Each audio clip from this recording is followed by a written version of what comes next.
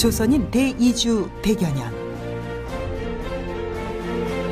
중국으로 건너간 조선인의 이주 루트와 그 기억에 관한 이야기를 시작합니다.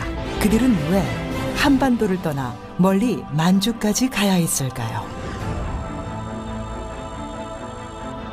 조선인들의 초기 이주 역사는 19세기 중반, 한때 서간도라 불리던 압록강을 건너며 시작됩니다. 얼마 지나지 않아 함경도 사람들 역시 두만강을 건너 중국으로 떠났죠. 굶주린 조선 사람들은 먹고 살기 위해 두만강과 압록강을 건넜습니다.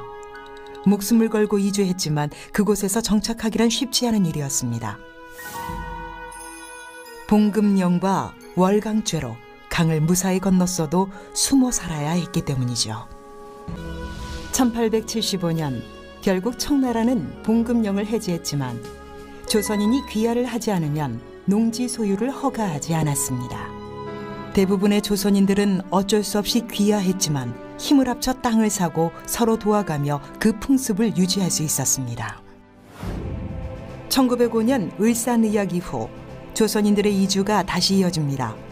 일제의 땅을 빼앗기고 생계를 유지하기 어려워지자 사람들은 동북 지역으로 이주를 시작했죠.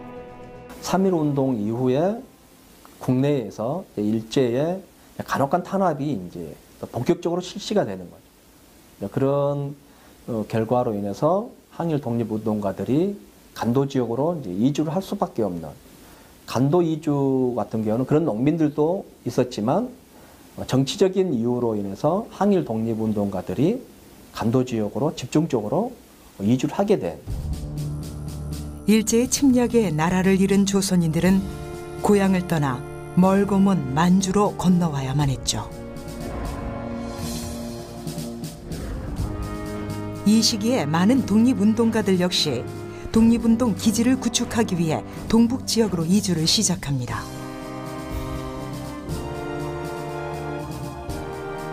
당시 간도 지역엔 최초의 한인 근대 학교인 서전서숙이 세워지기도 했습니다. 항일 민족교육의 요람이기도 하죠. 항일 독립운동 지사들이 간도 지역으로 넘어오면서 자연스럽게 조선인과 항일 독립운동가들의 접촉이 일어날 수밖에 없는, 그래서 이 간도 지역이 해외 항일 독립운동의 중요한 전진 기지가 됐었고요. 그렇게 이곳에 정착한 사람들은 머나먼 타국에서 나라를 위해 독립군을 도와 항일운동을 벌였습니다. 1931년 이후 만주 지역은 일제의 식민지로 완전히 전락하게 됩니다. 이듬해 만주의 철도를 부설한 일제는 만주를 개척한다는 명목 아래 조선 농민들을 강제로 이주시켰습니다. 그래서 동북 삼성에는 여전히 충청도 마을, 경상도 마을 등 우리 동포들의 마을이 있으며 그곳에는 고향의 전통 문화와 언어가 남아 있습니다. 굶주림과 일제의 탄압을 피해 살기 위해, 그리고 민족의 독립을 위해 다양한 이유로 이주를 선택한 사람들. 잠시 머물 줄만 알았던 중국 땅에서 그들은 자신들의 문화를 지켜가며 한 세기를 기적처럼 살아냈습니다. 중국 동북 삼성, 그곳엔 여전히 기억해야 할 우리의 뿌리와 흩어진 역사의 흔적이 남아 있습니다. 抖音